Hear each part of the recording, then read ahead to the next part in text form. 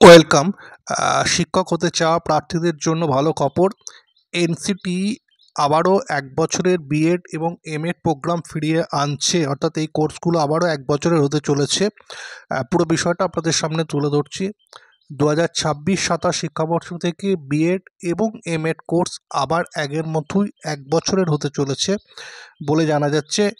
National council for teacher education NCTE BEd এবং MEd course আবারও ১ বছরের হতে চলেছে, যেটা আগে ১ বছরেরই ছিল, মাঝে এটাকে ২ বছরের কোর্স করা হয়েছিল। এখন এটা আবারও ১ বছরের কোর্সই ফিরে আসছে।